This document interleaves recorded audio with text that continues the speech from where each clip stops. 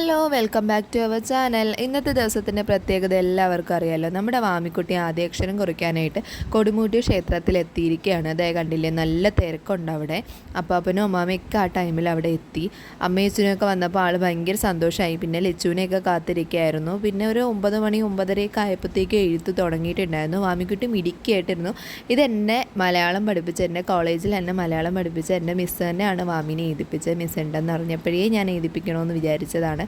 അതുപോലെ തന്നെ നടന്നു. നല്ല തിരക്കുണ്ടായിരുന്നു. അത് കഴിഞ്ഞ് അവർക്ക് ഗിഫ്റ്റൊക്കെ ഒത്തിരി കൊടുക്കുന്നു. Chocolate, book, colouring book, story books, പിന്നെ അമ്പലത്തിൽ കുറേ നോട്ടീസും കാര്യങ്ങളും ഒത്തിരി കാര്യങ്ങൾ കൊടുക്കുന്നുണ്ടായിരുന്നു. എല്ലാം മേടിച്ചു. പിന്നെ ലച്ചും കൊച്ചനും ഒക്കെ വന്നു.